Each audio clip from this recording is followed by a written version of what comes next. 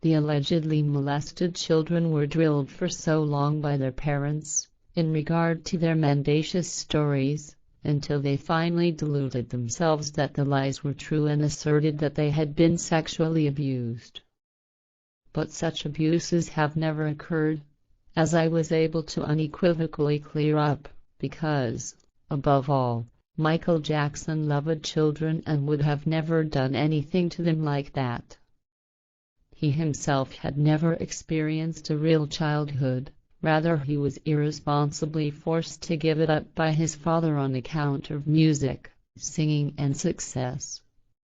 But the lad had never coped with it and, because of that, in his essence, he has always remained a boy. Consequently he also surrounded himself with children and engaged in all kinds of games, and so forth, with them, which, however, were, in every manner, clean and correct as well as loving, and in no way showed any kind of sexual abusiveness at all.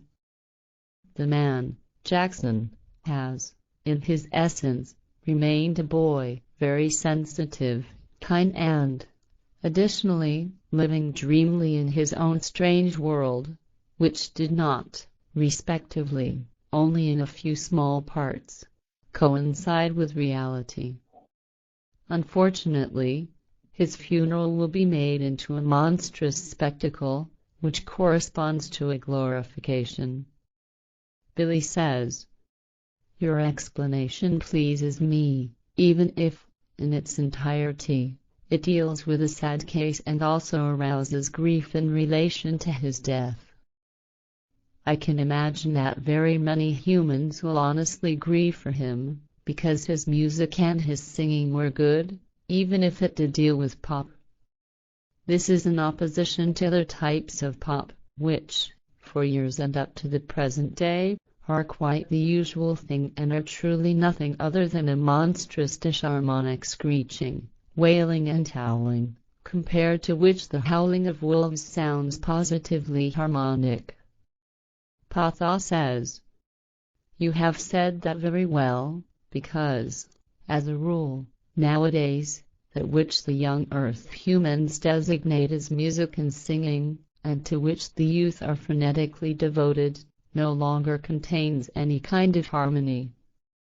As you say, it deals thereby still only with screeching, wailing and howling, which no longer contains any kind of harmony, rather only aggression, to which the youth succumb and become dangerously asocial.